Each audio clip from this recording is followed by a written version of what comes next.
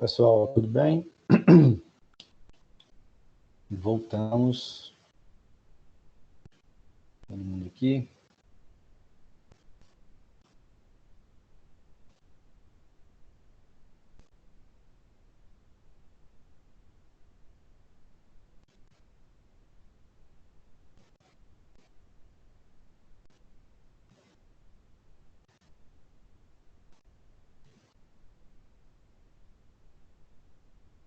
Estão me ouvindo? Sim. Então tá. Sim. Ok. Então vamos lá.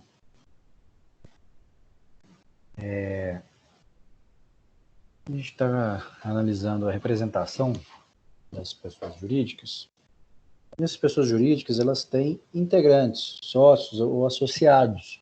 Aqui eu falo a responsabilidade dos sócios, mas porque a grande figura dentro das pessoas jurídicas é a empresa. Por isso, inclusive, há uma disciplina jurídica própria, que é o direito empresarial. A gente vai tratar de alguns pontos, como a responsabilidade dos sócios, que são aqueles que compõem essas pessoas jurídicas, as pessoas físicas que compõem a pessoa jurídica. Pela regra geral, como nós vimos, sendo pessoas diferentes e tendo patrimônios diferentes, a pessoa jurídica, ela mesma, responde por suas dívidas, e não os sócios diretamente, já que ela foi criada também com esse propósito e também ela possui personalidade jurídica própria. E para ter personalidade jurídica própria, para existir, ela tem que ter um patrimônio próprio. Nós lemos juntos, por exemplo, no início, a Eireli, a figura da Eireli no artigo 980-A, segundo o qual, para que uma pessoa sozinha crie uma Eireli, ela tem um requisito, qual seja, 100 vezes, ter o capital social de 100 vezes o salário mínimo vigente no país. Assim, se evita que sejam criadas Eireles com o fim de proteger uma pessoa natural que, no fundo, sabe que não vai cumprir com as obrigações que ela vai assumir. Então, se você quer criar uma Eireli, você tem que ter, no mínimo, 100 mil reais, mais ou menos, para criá-la, e ela vai ter, portanto, pelo menos 100 mil reais de patrimônio para honrar suas dívidas, porque nós não queremos uma sociedade em que ninguém consiga cobrar de ninguém também. Então vai existir essa figura da Eireli, e essa própria Eireli, ela tem uma personalidade jurídica distinta daquela pessoa natural que a compôs, sendo que no mínimo ela tem que ter 100 mil reais de capital social para honrar suas dívidas, honrar suas obrigações, já que ela tem uma personalidade jurídica própria. Essa é a regra geral, mas nós temos exceções, 3 exceções basicamente. Na sociedade de fato e a sociedade irregular, que nós já vimos, são figuras que não têm personalidade jurídica. Ou elas não foram registradas, ou tiveram seu registro cancelado. Ou não há mais o registro. Elas foram Se for sociedade de fato, elas nunca foram registradas. Se for sociedade irregular, ela chegou a ser registrada, mas agora o seu registro não é mais válido. Diante dessa situação, de acordo com o artigo 990, todos os sócios, vejam bem, todos os sócios respondem solidária e ilimitadamente pelas obrigações sociais, excluído do benefício de ordem previsto no artigo 1024, aquele que contratou pela sociedade. O que esse artigo está prevendo? Que todas aquelas pessoas que compõem uma sociedade de fato, eu falei da Rayane, da Elaine, da Aline, elas podem ser cobradas diretamente se cada uma delas que contrate em nome da sociedade pode ser responsabilizada diretamente em nome daquela sociedade de fato, porque elas agiram ao assinar, aqui ao final, ao contratar em nome de uma sociedade que elas sabem que não existe, elas agiram, presumivelmente, de má fé. Então, aquele que assina um contrato em nome da sociedade de fato, aquele que contratou em nome de uma sociedade de fato ou uma sociedade irregular, não pode alegar que, primeiro, aquele credor tem que buscar a satisfação de sua dívida através da empresa, através da sociedade de fato. porque no fundo ela não existe. E como ela não existe, ela não tem bens em seu nome, provavelmente. Provavelmente. Então, fica difícil a pessoa cobrar direto essa sociedade, né? Por isso ela vai no patrimônio da pessoa que contratou em nome dela, daquele sócio da pessoa jurídica que não foi registrada. No terceiro período, no quarto período, eu acho, mas mais para frente, né, também no direito empresarial, vocês vão entender o que é responsabilidade solidária e ilimitada, mas eu vou tentar explicar. Os sócios respondem solidariamente. Significa que um sócio, existem três, cada um tem suas obrigações. Um sócio pode responder pela obrigação de todos, porque eles são solidários. Um sócio pode responder pela obrigação de todos, quando é responsabilidade solidária, porque eles são solidários. Se fosse subsidiária, primeiro você buscaria a responsabilidade da empresa, depois você buscaria a responsabilidade de um sócio especificamente, se foi ele que praticou aquele ato, e terceiro, você ia buscar a responsabilidade dos demais sócios. Como é uma responsabilidade solidária, um pode responder por todos. E ilimitado, ou seja, não está limitado à sua participação social. Então você pode, é por isso que é um grande risco você atuar em sociedades de fato, porque você pode ter um prejuízo financeiro muito grande. Pois essa previsão do artigo 990 atribui grande responsabilidade para esses sócios, exatamente para evitar que existam sociedades irregulares, para evitar que existam sociedades de fato. Pois não, Juliana? Rodrigo, qual que é o sócio que ele responde por isso? É porque ele tem uma cota maior na sociedade? Ou não tem nada a ver? As sociedades, elas costumam ter cotas diferentes. E como que elas funcionam? Se for uma sociedade regular, e se for uma sociedade limitada, que é o mais comum. Cada sócio tem sua cota. Vamos supor que sejam cotas ideais, são 3 sócios, então 33,33% para cada um, né? Sim. A responsabilidade deles vai ser subsidiária. O que isso quer dizer? Quer dizer que, primeiro, os credores da sociedade vão atrás do patrimônio da pessoa jurídica. Não conseguiram satisfazer suas dívidas no patrimônio da empresa, subsidiariamente, ou seja, posteriormente, pode vir a ser responsabilizado o sócio. Beleza? Sim. Isso é responsabilidade subsidiária. E o que faz a responsabilidade dele ser limitada? Que vai ser limitada à participação social dele, ao percentual de participação, 1/3, ou ao valor X. Aí, tipo, a dívida o que está devendo vai ser dividido por 33% para cada um dentro do seu patrimônio? Limitadamente. Ou percentual, ou então o montante que você investiu. Eu tenho mas é o percentual, normalmente. Tá bom, obrigada. Nada. Só que aqui na sociedade, de fato, é completamente diferente. Por quê? Porque você quer punir aqueles sócios que atuam numa sociedade que não está devidamente constituída. Pois não, Rayane? A Aline está pedindo para aceitar ela, porque a internet dela caiu. Ela não apareceu aqui para mim ainda não. Ok, vou avisar ela. Tá, obrigado.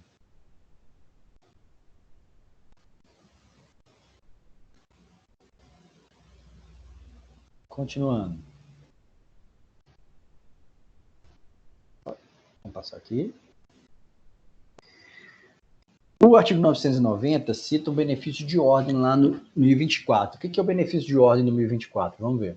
Os bens particulares dos sócios não podem ser executados por dívidas da sociedade, senão depois de executados os bens sociais. É exatamente essa subsidiariedade o qual a gente fez menção. Primeiro, quem é credor de uma sociedade ou de uma pessoa jurídica, ele vai buscar a satisfação das suas dívidas nos bens da pessoa jurídica, no patrimônio da pessoa jurídica. Só depois de executar os bens sociais e de perceber que eles não foram suficientes, é que os bens particulares dos sócios serão executados por dívidas. Só depois. E aí ainda, normalmente, limitadamente. Artigo 1023. Se os bens da sociedade não lhe cobrirem as dívidas, respondem os sócios pelo saldo na proporção então é percentual, tá vendo? Na proporção em que participem das perdas sociais, salvo cláusula de responsabilidade solidária. E se for responsabilidade solidária, todo mundo responde ilimitadamente, normalmente. Sobre a estipulação desse ato constitutivo, a segunda possibilidade de responsabilidade dos sócios é exatamente a previsão do artigo 46, inciso 5. No inciso 5 fala o seguinte: se os membros respondem ou não subsidiariamente pelas obrigações sociais. Então, esse registro vai declarar se esses membros participam subsidiariamente ou não das obrigações sociais. Então, no ato constitutivo, deve estar previsto como que vai ser essa possível responsabilização dos sócios.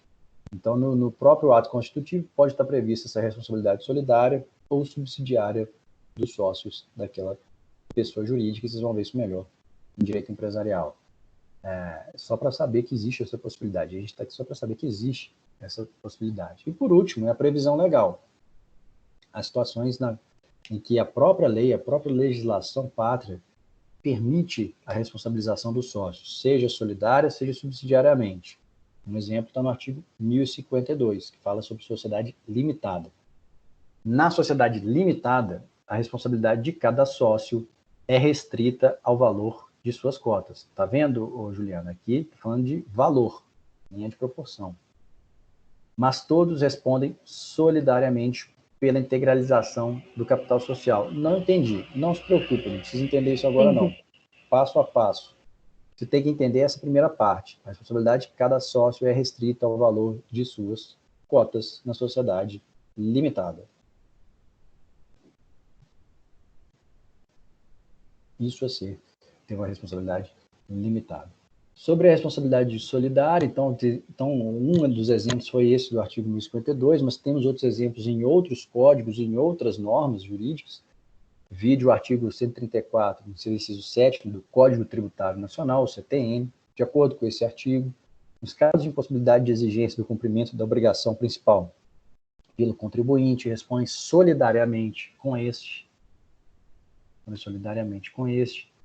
Nos atos em que intervierem ou pelas omissões que forem responsáveis, os sócios, no caso de liquidação de sociedade de pessoas. Então, pelo 134, os sócios serão solidariamente responsáveis no caso de falência da pessoa jurídica. Bom, vamos classificar as pessoas jurídicas. Primeiro, vamos começar com pessoas jurídicas de direito público e pessoas jurídicas de direito privado. Quais são as diferenças? A criação é muito diferente, né? As pessoas jurídicas de direito público são criadas pela administração pública. Estado, com E maiúsculo aqui, está falando sobre toda a administração pública, município, DF, estados, sentido estrito, e a União. Já as pessoas jurídicas de direito privado, elas podem ser criadas tanto por particulares, quanto pela administração pública também. Em certos momentos, a administração pública ou o Estado, ele vai criar o que a gente chama de empresas estatais. São figuras que estão normalmente submetidas ao regime de direito privado, ou seja, ao direito civil, ao direito empresarial, ao direito do consumidor, que o Estado utilize para intervir na economia, uma das formas de intervenção direta na economia, através de empresas públicas e sociedade de economia mista.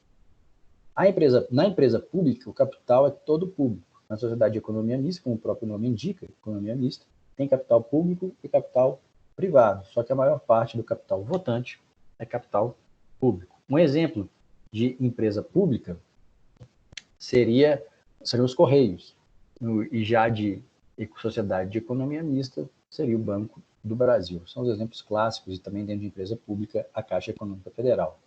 No Banco do Brasil, existem acionistas particulares. Na Caixa Econômica, não. É só dinheiro público. Então, essas pessoas jurídicas de direito público serão criadas por lei, e as pessoas jurídicas de direito privado serão criadas através do registro do ato constitutivo. Sendo certo que essas pessoas de direito público criadas pela administração pública ou pelo Estado, elas são constituídas pelo registro, mas tem que existir anteriormente uma autorização legal ou a criação através de lei, são criadas através de lei, e aí você registra o ato constitutivo depois da criação através de lei ou da autorização legal. Beleza? Quando a gente fala em regime jurídico, a gente quer saber quais normas serão aplicadas. Existe um regime jurídico próprio das pessoas jurídicas de direito público, um regime jurídico próprio das pessoas jurídicas de direito privado. Os princípios de direito público são diferentes dos princípios de direito privado. No direito público, nesse regime de direito público, a gente tem não apenas dois princípios, né, mas de maneira central, temos dois princípios. O princípio da supremacia do interesse público, que estabelece garantias e prerrogativas ao Estado quando ele atua, e também permite que o Estado restrinja o interesse individual. Um exemplo de consequência desse princípio da supremacia do interesse público: desapropriação, cláusulas exorbitantes em contratos administrativos elaborados entre empresas e o Estado, enfim, também é questão de direito administrativo. Mas, quando você está submetido ao regime de direito público, esse princípio da supremacia do interesse público te dá vários direitos. Essas empresas estatais, quando elas atuam como se fosse um particular, então quando o Banco do Brasil ele atua como um banco, ele concorre com os particulares, né? Concorre com os bancos privados. E para evitar que ele seja beneficiado, normalmente aplicam-se para ele, para o Banco do Brasil e para a Caixa, todas as obrigações e todos os direitos que têm os entes de direito privado, porque senão seria concorrência desleal. Então, eles não têm possibilidade de aplicar normalmente esse princípio da supremacia do interesse público, porque eles vão ser tratados, aquelas figuras, como se fossem pessoas de direito privado. Segundo, princípio da disponibilidade do interesse público. Aqui é o outro lado, ao invés de garantir direitos aos entes públicos, garante direitos aos particulares e deveres aos entes públicos, às pessoas de direito público. Por quê? Elas recebem nosso dinheiro, nós pagamos tributos. Então, essas figuras da administração pública, elas nos devem conta, elas têm que respeitar o nosso interesse, como um grupo, né, como uma coletividade. Então, ao atuar, elas têm que ter em mente sempre o interesse público, jamais o interesse particular de um administrador, de um diretor ou de um governante. O que se quer aqui, ao estabelecer várias regras consequentes desse princípio, é evitar que esse administrador público persiga interesses particulares em detrimento dos interesses sociais e dos interesses públicos. Infelizmente, no Brasil, o que a gente vê é que dificilmente a maior parte dos administradores persegue interesses particulares usando a máquina pública, infelizmente. Como consequência desse princípio, existem normas que determinam que as pessoas de direito público têm que realizar licitações para contratar, elas têm que realizar, para fazer contratos, né? De prestação de serviço, de obras, elas têm que realizar concursos públicos para contratar seus profissionais. É vedado o nepotismo, que seria a indicação de parentes. Isso por quê? Porque todo mundo na sociedade tem que ter o direito de poder prestar um serviço ou realizar uma obra para a administração pública, senão ela vai beneficiar certas empresas e essas empresas ficarão ricas e acabarão sendo beneficiadas e pagarão para esse administrador público um certo valor, né? É assim que surge a corrupção. Então, para poder participar de certas licitações, você paga um valor, você garante ao administrador público ali por trás um certo valor. Fala, ó, se eu ganhar essa licitação que vale 100 milhões, eu te dou 5, eu te dou 10. É assim que surgem alguns dos processos mais relevantes do Brasil na atualidade, né? A Lava Jato e seus desdobramentos, é um exemplo. Rodrigo, Pois não. essa licitação tem a ver, por exemplo, com o aeroporto de Confins? O aeroporto de Confins, tudo que for obra pública tem que passar por licitação. Existe uma lei própria. Que é a Lei 8666 de 93. Quando não só o aeroporto, os estádios, os aeroportos, as ferrovias, as hidrovias, as rodovias, Tudo isso é licitação. Toda vez que tem uma obra pública, tem a prestação de um serviço público, há uma licitação. Abre-se uma concorrência para que vários particulares possam participar. Qual que foi o problema na Lava Jato? É que essas obras eram muito complexas, e como essas obras são muito complexas e de valor muito alto, você exige, você tem direito, a administração pública tem o direito de exigir certa qualificação e certo nível patrimonial daqueles que podem vencer a licitação, que podem ser escolhidos.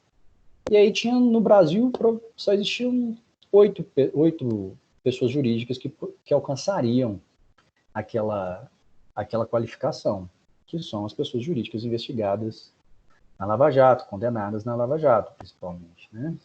Então, essas licitações acabavam sendo direcionadas para que elas ganhassem. E aí uma ganhava aqui, outra ganhava ali, convidava a outra para ajudar, e aí eles fizeram um cartel, sendo criado um cartel.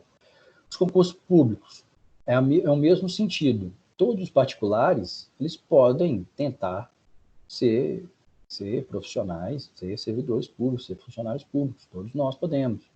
E para isso, nós vamos fazer concursos públicos que exige que a administração pública contrate em razão do melhor desempenho e não por ser conhecido de alguém. Né? O problema é que tem cargos em comissão, e esses cargos em comissão são distribuídos muitas vezes de maneira contrária ao interesse público. Por sua vez, o regime de direito privado, que interessa para a gente, no regime de direito privado, há o império da autonomia, da vontade. Há mais liberdade de atuação dos particulares. Regime de direito privado significa que nós vamos aplicar o direito civil, o direito empresarial, o direito do trabalho, àquelas relações jurídicas. Então, são disciplinas que permitem um maior exercício da vontade do particular. Claro que se a gente comparar com a ordem pública, uma empresa privada ela tem muito menos obrigações que uma empresa pública, sem dúvida. Tá? E dentro do regime de direito privado, um dos seus pilares é a liberdade de contratação de empregados, de contratação com prestadores de serviço, de prestação de serviço. Por óbvio, essa liberdade de contratação ela tem um limite que é a ordem pública, que é o ordenamento considerado como um todo. Então, você não pode estabelecer critérios machistas, critérios racistas, critérios preconceituosos para a contratação de profissionais. Eu já vi, teve uma empresa, várias empresas, na verdade, que já foram processadas por criar anúncios de emprego. Você, jovem, mulher, entre 20 e 25 anos, um corpo bonito, uma voz bonita, um rosto bonito, nós precisamos de você para trabalhar na empresa e tal. Isso é um critério que ofende a ordem pública, um critério que não é técnico, é um critério machista, um critério preconceituoso. E aí muitas pessoas, o Ministério Público do Trabalho ajuizou uma ação, essa empresa teve que modificar esses critérios e teve que pagar um valor, salvo engano, para uma fundação. As pessoas jurídicas de direito público, pessoal, de acordo com o artigo 42, eu não vou demorar muito dentro delas, não, elas se subdividem em pessoas jurídicas de direito público externo e pessoas jurídicas de direito público interno. Quem são essas pessoas jurídicas de direito público externo? Estados estrangeiros e todas as pessoas que forem regidas pelo direito internacional público, que é uma disciplina própria, uma disciplina que vocês trabalharão no futuro, mais próximo da formatura, provavelmente. Então, essas pessoas jurídicas de direito público externo, elas têm sua personalidade reconhecida pelo direito internacional público, e elas são os Estados soberanos, as organizações internacionais, como a ONU, o Mercosul, e para serem reconhecidas essas organizações internacionais, é muito importante, se vocês tiverem curiosidade, o caso do Conde Folch Bernadotte, depois vocês pesquisem. A Santa Sé é reconhecida, a Santa Sé que é a cúpula da Igreja Católica, por sua relevância histórica, principalmente no momento de criação dos Estados Nacionais Europeus. Então, houve reconhecimento da Santa Sé como personalidade, como pessoa jurídica de direito internacional público. E também temos as pessoas jurídicas de direito público interno. Quem são essas pessoas jurídicas de direito público interno? Quero destacar o interno.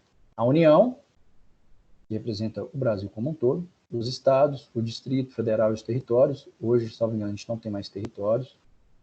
Já teve alguns, Fernando de Noronha já foi um território, Tocantins já foi um território, já não é mais. Os municípios, municípios a gente sabe, então esses três a gente conhece. Autarquias, inclusive associações públicas e demais entidades de caráter público criadas por lei. Não, isso tudo aqui, todas essas pessoas, vocês estudarão no direito administrativo.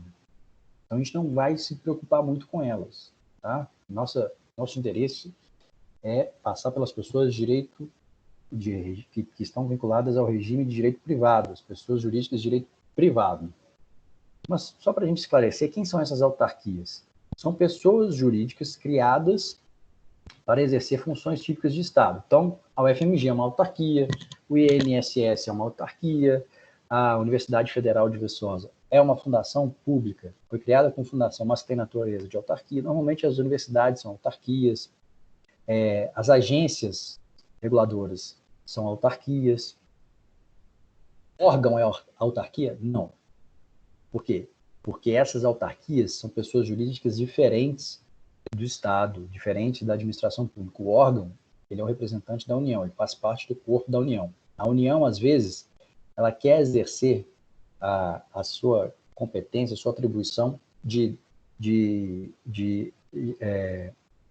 conceder ensino superior público para a sociedade brasileira. Aí ela cria uma pessoa jurídica própria, que é uma autarquia, que é a UFMG. Por quê? Porque aí ela vai dar mais autonomia para a UFMG. Então, a UFMG vai ter um reitor, vai ter um setor contábil, vai ter vários procuradores, vai ter um corpo diretivo, que você precisa atribuir autonomia para essa pessoa. Você não vai conseguir, o presidente não pode ficar se preocupando com os problemas da UFMG. Então, quem vai se preocupar vai ser o reitor. Por isso você cria autarquias, tá bom? E quem são as pessoas jurídicas de direito privado para o Código Civil? No artigo 44, nós temos esse elenco estabelecido. São associações, sociedades, fundações, organizações religiosas, aqui que a Laís tinha me perguntado, elas teriam uma natureza jurídica sui generis, mas muito próximo das associações, os partidos políticos, as empresas individuais de responsabilidade limitada, as famosas EIRELIs, que estão lá melhor estabelecidas, melhor destrinchadas no artigo 980-A. Quais são os requisitos para a criação dessas pessoas jurídicas de direito privado? Como nós vimos, a vontade humana criadora, a observação das condições legais. Quais são essas condições legais? A elaboração e o registro do ato constitutivo. Então, para associações, estatuto, contrato social para sociedades empresárias e a escritura pública ou através de testamento para as fundações. Então, associações, estatuto, sociedades empresárias, contrato social, fundações, escritura pública ou testamento. Repetindo, associações, estatuto, sociedades, contrato social, fundações, escritura pública ou um testamento. As pessoas deixam seus bens para a criação de fundações através dos testamentos. Pessoas mais ricas, né? E por derradeiro, como a gente já viu também naquele passo a passo antes, né? A licitude do seu objetivo. Então, um grupo de pessoas ou uma pessoa, ela dota, através do testamento ou através de um estatuto, de uma escritura, ela separa uma parcela do seu patrimônio para criar uma fundação, ou então várias pessoas se unem para criar, através do estatuto, uma associação ou um contrato social, uma empresa. E aí, beleza, elas se uniram, elaboraram este ato constitutivo e registraram esse ato constitutivo. No registro, a gente vai analisar a licitude do seu objetivo. Para sociedades empresárias em geral, qual que é o objetivo? É o lucro. E lá também está descrito quais são as atividades que vão levar ao lucro. As associações, elas têm natureza não lucrativa. Então, quais são os seus objetivos? Tem que ser culturais, sociais, desportivos, moral, recreativo. E as fundações também, muito semelhantes. Morais, religiosos, culturais e assistenciais. E se esse objetivo for ilícito, Rodrigo, eu crio uma sociedade para o tráfico de drogas, para traficar drogas. Bom, provavelmente essa pessoa jurídica vai ser extinta. Muito interessante aqui é que essas associações, as pessoas ficam questionando sobre associações. Mas, Rodrigo, as associações elas precisam ter dinheiro para atuar. Qual o grande exemplo de associação? Associação de moradores, associação desportiva, são os clubes. Não esses clubes, os clubes de futebol ainda são associações, mas eu acho que a maioria ainda é associação. Não sei se eles são empresas, não sei se os clubes são empresas hoje, mas enfim. São clubes menores, né, que não são clubes, esses clubes de futebol. Mas associações, esses clubes, essas associações desportivas, elas têm que ter dinheiro para funcionar, para continuar existindo. Elas podem ter lucro? Podem, mas não é o objetivo delas, não é dividir o lucro depois entre os associados. O dinheiro que elas recebem, elas utilizam para o seu fim social, para o desenvolvimento, para a construção, para a reforma, para a manutenção da piscina, para manutenção de quadra, para a contratação de novos profissionais. Ela não divide esse valor entre os associados. Então vamos continuar. Vamos começar, na verdade, melhor dizendo, as associações. As associações, elas estão previstas entre os artigos 53 a 61 do Código Civil. E qual que é o conceito de associação para o Carlos Alberto Gonçalves?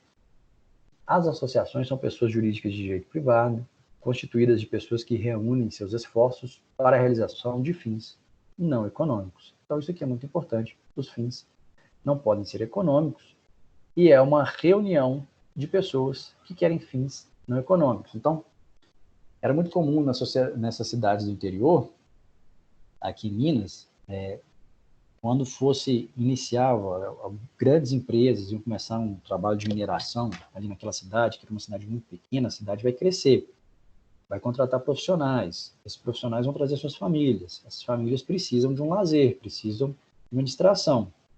Então, esses profissionais, eles criam uma associação, criam um clube, e as famílias vão frequentar esses clubes nos finais de semana. Muito comum em cidades do interior, né? Em Belo Horizonte é um pouco menos. Mas não apenas esses clubes. Eu acho que os clubes são os grandes exemplos, mas temos associações de moradores, associação de lojistas, associação de escritores, associação de professores. Então, existem várias possibilidades, desde que seja uma reunião de pessoas com fins não econômicos. Então, o fim pode até ser praticar uma atividade profissional, mas o fim tem que ser não econômico. Ou seja, ela não busca o lucro. Ela tem que ter lucro para funcionar, mas ela não divide esse lucro entre os associados, tá? E existe também a previsão legal, um conceito, quase que um conceito, a partir da previsão do artigo 53 do Código Civil. O Código Civil, o legislador pátrio, previu que constituem-se as associações pela união de pessoas que as organizem para fins não econômicos. Desculpa. Parágrafo único. Não há entre os associados direitos e obrigações recíprocos. Então, um associado de um clube não tem direito ou obrigação em relação a outro associado. Eles têm, você como membro de um clube, como sócio de um clube, a gente fala sócio, mas no fundo é associado de um clube, você tem obrigações perante o clube. Você tem que pagar a mensalidade do clube. E o clube tem obrigações perante você. Ele tem que prestar o seu serviço, tem que ter segurança, tem que permitir que você frequente o clube, se tiver tudo ok com o seu registro. Não é verdade? Quais são as principais características dessas associações? Se é um grupo de pessoas, é uma vontade plural de criar aquela pessoa jurídica, ela não quer o lucro e não há obrigações recíprocas entre os associados. O que é esse terceiro aqui? Porque isso também diferencia, né, essas duas últimas características diferenciam as associações das sociedades empresárias. Porque nas sociedades empresárias o objetivo é o lucro, é viver daquela atividade, e há obrigações entre os sócios. Um sócio tem uma obrigação perante o outro. Você tem obrigações descritas no contrato social. Então, um tem a obrigação de fazer administração financeira, o outro tem a obrigação de ser responsável pelo operacional, um terceiro tem a obrigação jurídica, de ser o representante jurídico. E um pode cobrar o outro. E eles também têm a obrigação de constituir o patrimônio da empresa, de contribuir para o patrimônio da empresa, e um sócio pode, sim, cobrar o outro, se não cumprir a sua parte. Se essas associações elas não objetivam lucro, elas podem ter receita? Podem. Não apenas podem, como a maioria tem. Uma associação, sem dúvida, pode gerar receita. Isso não se confunde com lucro. O lucro é o excedente que é dividido pelos sócios. Aqui, essa receita própria gerada pela associação é revertida nela mesma. A associação, vamos utilizar como exemplo os clubes. Esses clubes, normalmente, eles têm bares, e eles cobram valores pelos serviços prestados nos bares, nos restaurantes.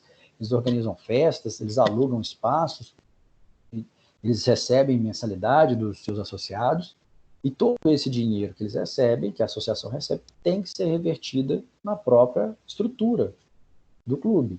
Então, vai reformar um prédio, vai expandir, vai comprar vai fazer uma piscina aquecida, vai criar um novo ginásio. Então, todo o dinheiro, toda essa receita que as associações, conhecidas como clubes desportivos, ganham, é revertida nela mesma. Isso está previsto, inclusive, no enunciado 534 da 6ª Jornada de Direito Civil. As associações podem desenvolver atividade econômica, desde que não haja finalidade lucrativa. Então, pode gerar receita, não pode ter esse objetivo do lucro, ok? No estatuto dos clubes ou no estatuto das associações, o que tem que estar previsto? O artigo 54, ele tem algumas previsões, né? Vamos ver só algumas, porque isso é bem dogmático, é muito decoreba, né? Não necessariamente é do nosso interesse ficar aqui decorando previsão legislativa. Tem que ter a denominação, os fins e a sede, requisitos para admissão, demissão e exclusão dos associados, isso que é muito importante, porque excluir o associado de um clube é um tema polêmico. Tem que prever direitos e deveres dos associados, fonte de recurso, ou seja, como vai gerar receita, modo de constituição e funcionamento dos órgãos deliberativos, que são o Conselho de Administração, o Conselho de Fiscalização. Ah, professor, mas um clube é muito fácil de administrar. Depende. Olha o tamanho do Minas Tênis Clube, ele é gigantesco.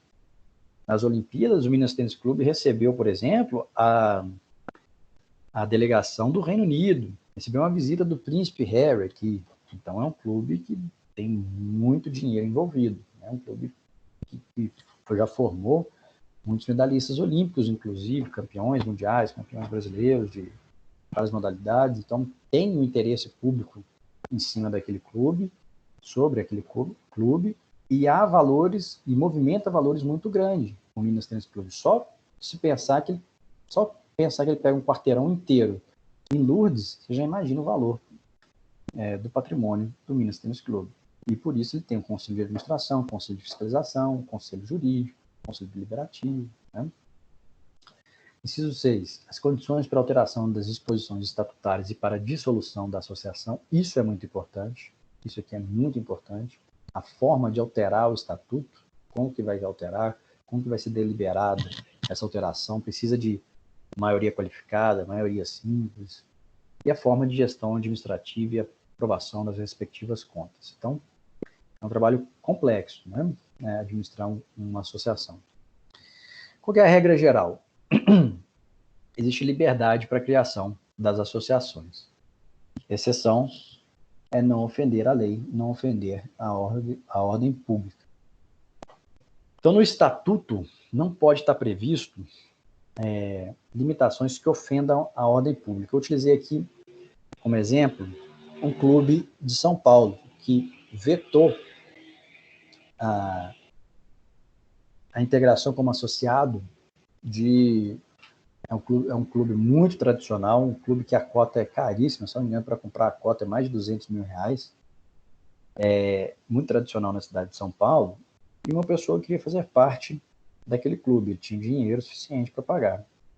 Só que aquela pessoa era homoafetiva e ela tinha uma união estável. E, salvo engano, o estatuto daquele clube não permitia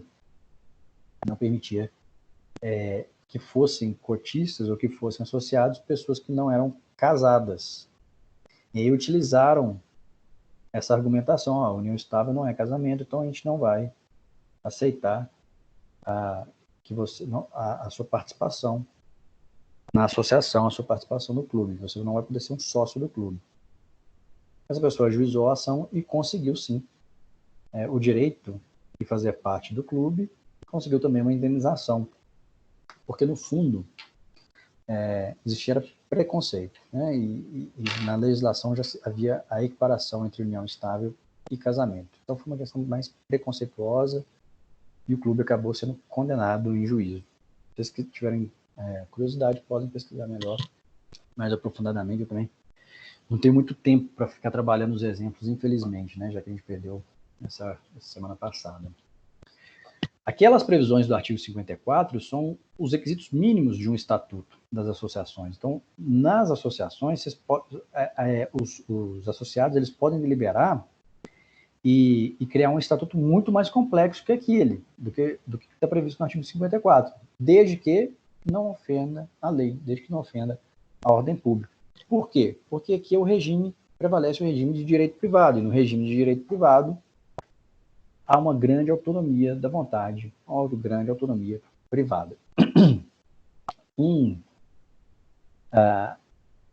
órgão muito importante, ou mais importante, de toda a associação é a Assembleia Geral.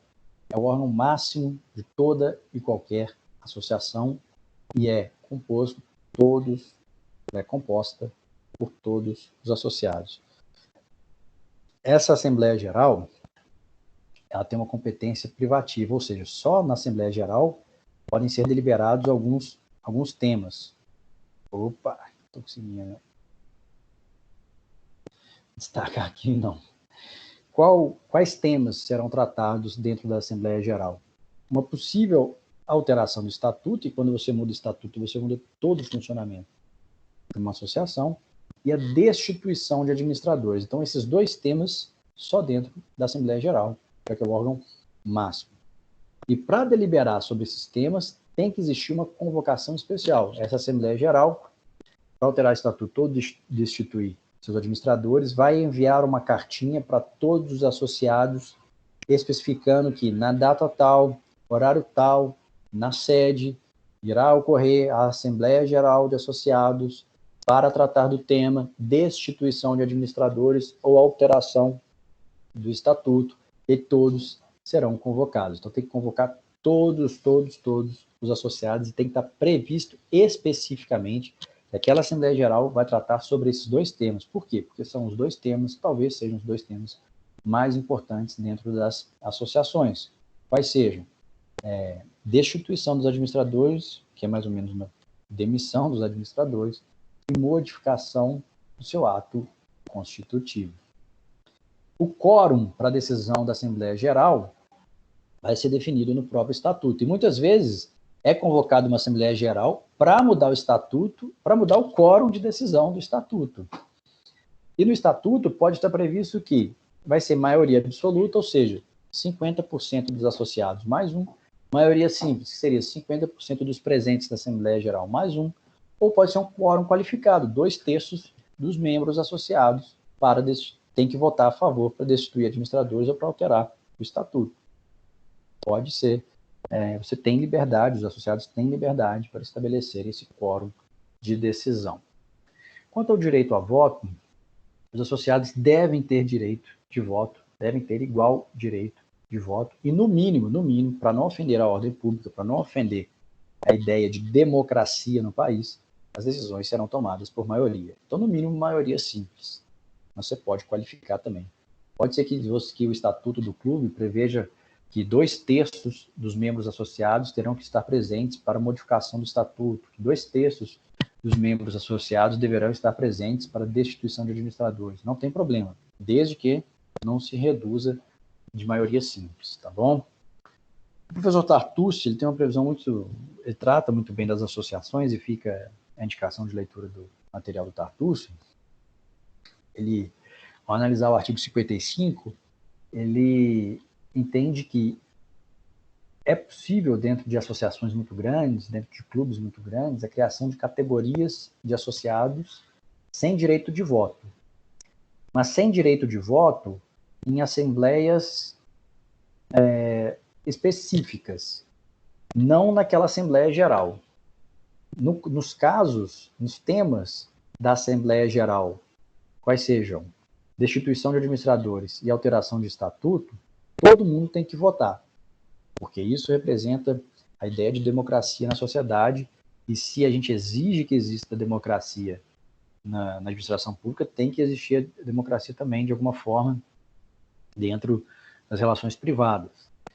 Então, é possível que existam sócios de clubes, vamos chamar sócios, né, mas no coloquial, que não têm direito a voto nas decisões do clube.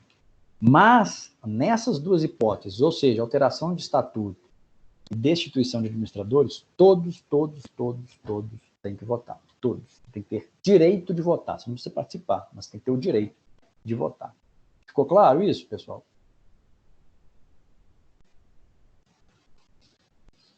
Ficou. Então tá bom. Então, é possível um clube criar uma categoria de sócios, entre aspas, sem direito a voto? Sim, desde que votem, desde que tenham direito a voto diante de uma possível destituição de administrador ou diante de uma possível mudança de estatuto. Nesses dois casos, todos os sócios têm que ter direito a voto. Todos associados, melhor dizendo, sócios, no coloquial, sócios, a palavra utilizada no dia a dia, nós somos associados, tá bom? Sobre o tema, foi criado o enunciado 577, a partir do trabalho doutrinário, a partir daquelas jornadas de direito civil, a 7ª jornada de direito civil. De acordo com o enunciado 577, a possibilidade de instituição de categorias de associados com vantagens especiais admite a atribuição de pesos diferenciados ao direito de voto, desde que isso não acarrete a sua supressão em relação a matérias previstas no artigo 59. O poder de um exemplo prático é de uma associação em que foi criada uma categoria específica de associados, que são os associados mais antigos, né? Esses associados mais antigos, associados que são fundadores do clube, daquele clube, eles têm direito a vetar a escolha de administradores. Beleza, sem problema, não tem problema criar essa figura, porque são inclusive os fundadores do clube, então eles têm um laço afetivo e o clube só existe por causa deles. Então, nada obsta que eles tenham um pouco de direito a mais. Nada obsta que haja pesos diferentes entre os associados, desde que todos possam votar os temas do artigo 59 do Código Civil, que são destituição de administradores e alteração do estatuto. E como se dá essa convocação para uma Assembleia Geral? De acordo com o artigo 60, a convocação dos órgãos deliberativos far-se-á na forma do estatuto, garantido a 1/5 dos associados o direito de promovê-la. Então, pode ser realizada, uma Assembleia Geral, pode ser convocada pelos membros da diretoria ou por pelo menos 1/5 dos associados.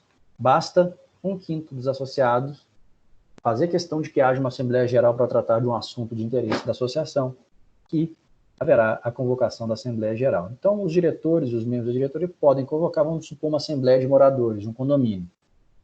O síndico pode convocar, ou ainda 1/5 dos membros daquela associação pode convocar a Assembleia Geral para tratar de assuntos de interesse da associação. Quanto à transmissão da cota, isso aqui é meio polêmico, né? A regra geral é que a qualidade de associado é intransmissível. Mesmo transmitindo patrimonialmente a cota, a qualidade de associado seria intransmissível inicialmente. Por quê? Porque a associação depois vai se reunir e, havendo a transmissão da cota, ela vai analisar as características daquela pessoa para entender se ela cabe ou não dentro daquela associação. Então, numa associação de moradores, você vai vender sua cota para uma pessoa para ela poder utilizar a área externa, a área de lazer do prédio. Você pode fazer isso? Não. Você não pode, é para evitar esse tipo de situação. Então, você, morador, venderia, digamos assim, transferiria a qualidade associada para alguém que quer utilizar só a área de lazer. Não, isso é comum de clubes. A associação de moradores, muito não, né? Com certeza, vai vetar a tentativa de entrada desse novo associado, porque quer ali só pessoas que morem no prédio. Claro que, como eu já falei para vocês em diversos momentos, o regime de direito privado ou direito privado, ele privilegia muito a autonomia da vontade, a autonomia das pessoas. Então, o estatuto pode permitir a transmissão da qualidade associada, é o que acontece nos clubes. Normalmente, nos clubes, é permitida a transmissão da cota, né, que você tem dentro daquele clube. Sobre exclusão, como eu falei para vocês, mesmo dentro dessas pessoas jurídicas de direito privado, há uma tentativa de aplicação de ideias gerais, de princípios gerais de democracia, de respeito ao devido processo legal, de respeito a normas que seriam normas gerais muito caras ao ordenamento jurídico. Então, a exclusão do associado, ela é um tema complexo, é um tema delicado. É tratado no artigo 57 do Código Civil. De acordo com o artigo 57, a exclusão do associado só é admissível havendo justa causa, assim reconhecida em procedimento, uma espécie de processo, que assegure direito de defesa e de recurso nos termos previstos no Estatuto. Então, é como se acontecesse um mini processo dentro da vida ali da associação. A pessoa tem o direito de se manifestar, tem o direito de se defender e ainda tem o direito de recorrer, caso mantenha essa decisão por sua exclusão. O Estatuto normalmente vai prever qual vai ser o órgão competente para isso, quem vai fazer essa análise, quem vai ter essa decisão, para quem vai ser expedido o recurso, para quem vai ser direcionado o recurso, e ainda o que seria justa causa. Normalmente, há lá um elenco do que seria essa justa causa. Anteriormente, havia possibilidade de exclusão pela Assembleia Geral, mas privilegiando os princípios de devido processo legal,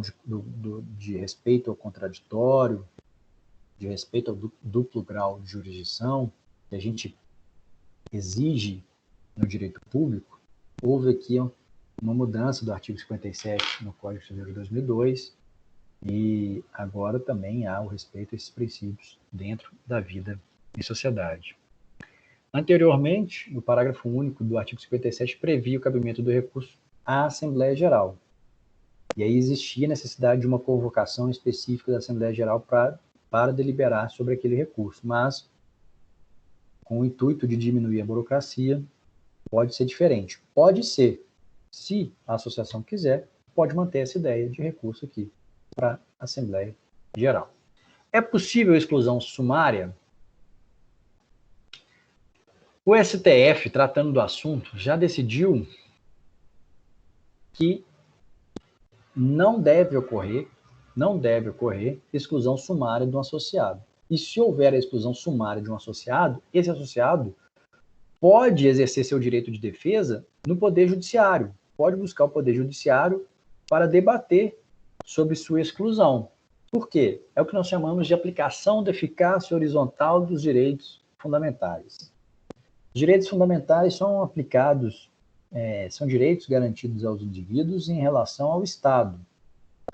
Então, a aplicação deles é vertical, porque existe uma relação de cima para baixo entre Estado e indivíduo. E o STF entendeu que esses direitos fundamentais eles têm que estar presentes também nas relações de direito privado. E aí, a aplicação seria horizontal. Por quê? Porque são pessoas formalmente em pé de igualdade. Então, aplicação horizontal. Ninguém está acima de ninguém. E por isso, se nós exigimos que o Estado respeite o devido processo legal e respeite o direito de defesa, respeite o duplo grau de jurisdição, temos também que, dentro das pessoas jurídicas de direito privado, esses princípios deverão, portanto, ser respeitados. O que é um tanto cuidado assim com as associações? Porque durante os regimes totalitários, não só o regime militar do Brasil, mas os regimes totalitários de direita ou de esquerda no mundo inteiro, houve a dissolução de várias associações. A gente sabe que regimes totalitários são paranoicos, eles não querem ideias, não querem as pessoas se reunindo para debater ideias, para debater, para discutir sobre alternativas àquele regime totalitário. E aí houve a dissolução sumária de várias associações, houve a exclusão sumária de vários membros que poderiam ser membros, como que era a palavra utilizada para essas pessoas eu esqueci agora, subversivos.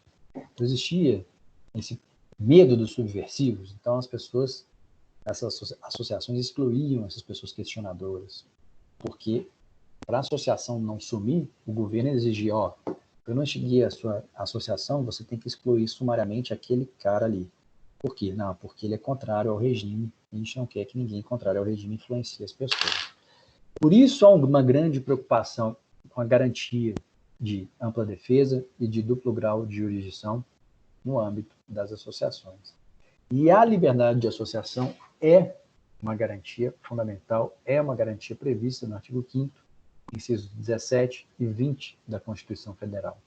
Está previsto lá o seguinte: 17. É plena liberdade de associação para fins lícitos, vedada a de caráter paramilitar. 20.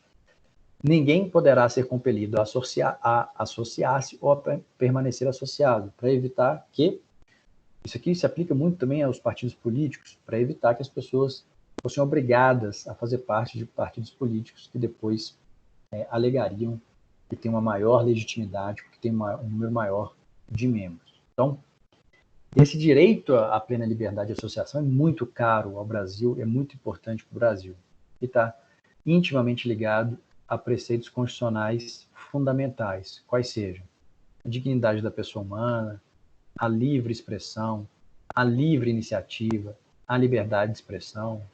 Então, você é livre para se associar, você é livre também para se desassociar. Então, qualquer pessoa pode se associar, isso é uma dimensão positiva. E, por outro lado, há a dimensão negativa. Qualquer pessoa tem que ter o direito também de não se associar ou de não ser compelida a manter-se associada a certa entidade. Ainda, na própria Constituição, a gente prevê um cuidado de se evitar que essas associações sejam dissolvidas compulsoriamente, pelas razões que eu já expliquei. Então, o inciso 19 do artigo 5º da Constituição prevê que as associações só poderão ser compulsoriamente dissolvidas ou ter suas atividades suspensas por decisão judicial, exigindo-se, no primeiro caso, o trânsito em julgado. O que está previsto aqui? Está previsto que essas associações só serão extintas pelo poder público ou suspensas através de uma decisão judicial transitada em julgado, uma decisão judicial da qual não seja mais possível recorrer. Isso existe, essa previsão está ali para proteger a associação e os associados do poder legislador e do poder executivo. E mesmo a atuação judicial é limitada. Porque somente aqui, apenas aquelas associações que tenham fins ilícitos poderão ser dissolvidas ou suspensas compulsoriamente depois do devido processo legal. Isso já foi analisado pelo STF numa ação direta de constitucionalidade, a ação 3045, na qual o STF decidiu que atos emanados do Executivo ou do Legislativo que provoquem compulsória suspensão ou dissolução das associações, mesmo que possuam ilícitos, serão inconstitucionais. Porque quem vai analisar a ilicitude dessas associações, dos seus fins? Só o Poder Judiciário tem essa competência. Pois não, Juliana? Não, entendi já. Eu já fico claro. Obrigada. Nada. Tá acabando, tá, pessoal? Continuando. Não, esse é o último. Oh, não. Vamos fazer o seguinte, vamos continuar semana que vem, já é meio-dia, tá bom? A gente continua aqui de representação dos associados. Rodrigo. Falta só 3, né? Vamos finalizar aqui. Falta só 3 slides. Vamos finalizar? Rodrigo, Pois não. você pode me chamar um oi no WhatsApp, por favor? Porque eu mudei de aparelho, eu não consigo mais, por exemplo, se eu precisar de pedir alguma coisa para você, eu não consigo. Você pode me falar um oi, por favor? Tá, eu te mando lá. Obrigada. Quanto à representação desses associados, por que existe uma preocupação muito grande? Outra razão, né, para uma preocupação muito grande com as associações, é que essas entidades, quando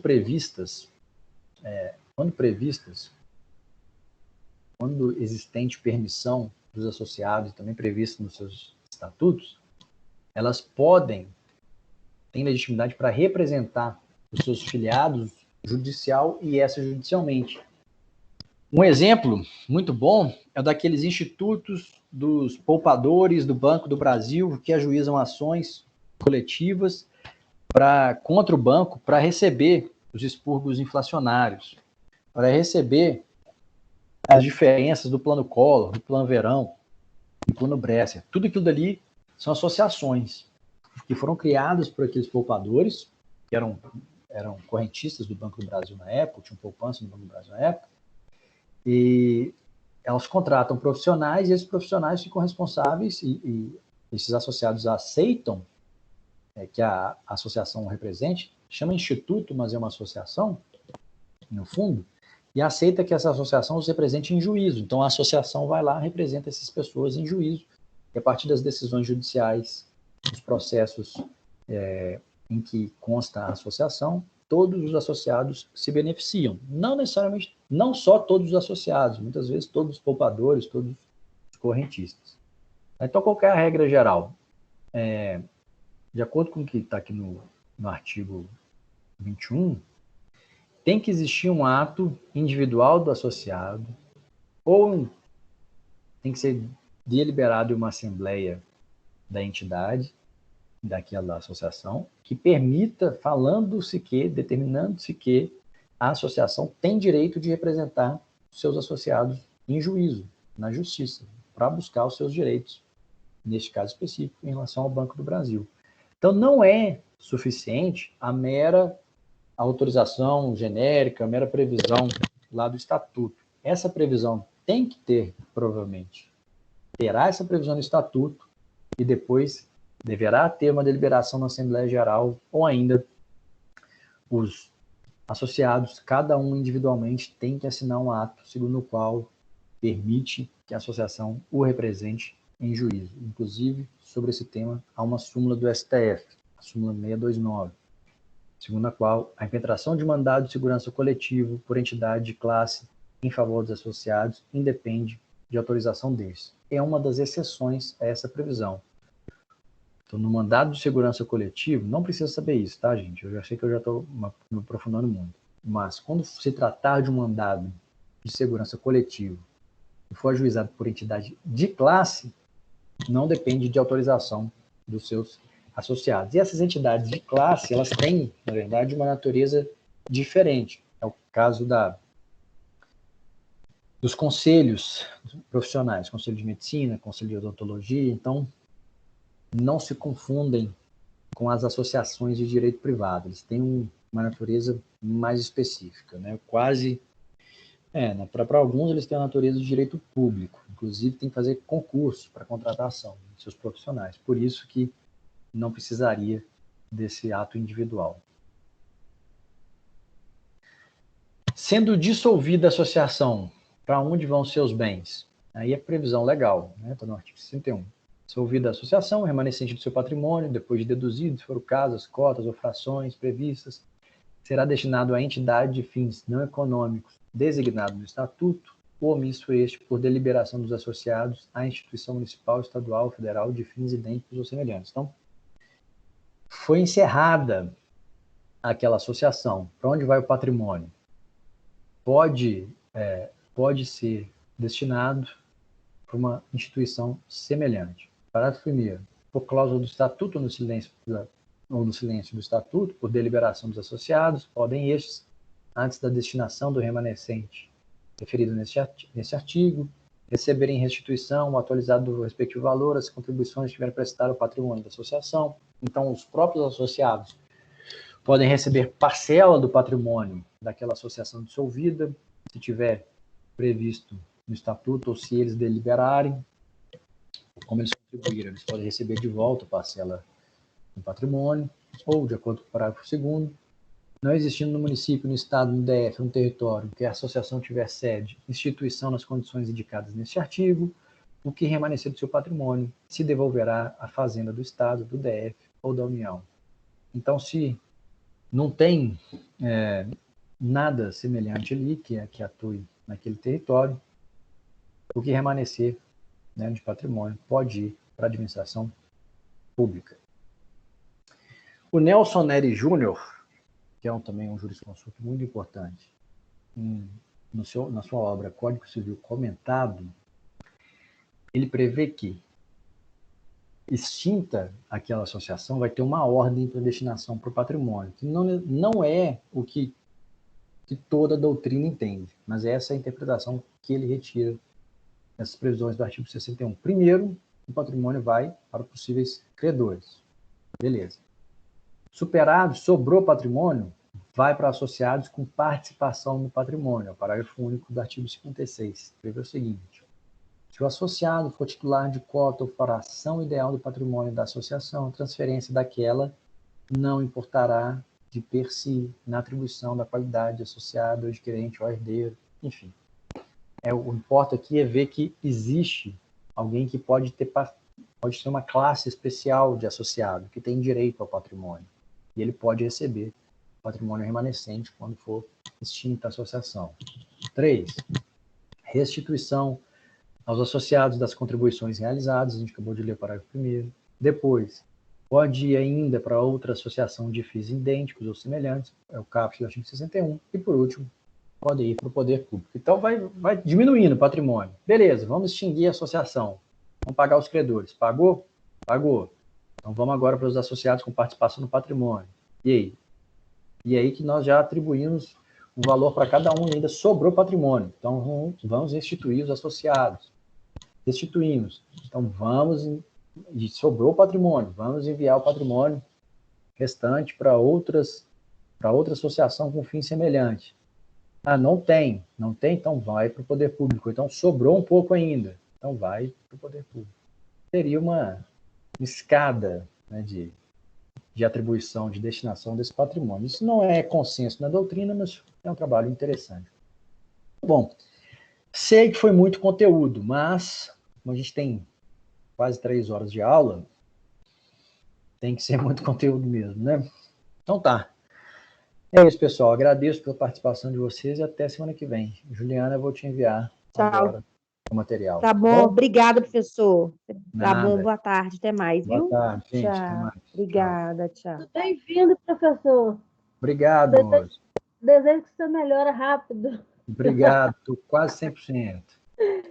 Tá ótimo. Então tá, um abraço. Abraço, boa tarde. Boa tarde.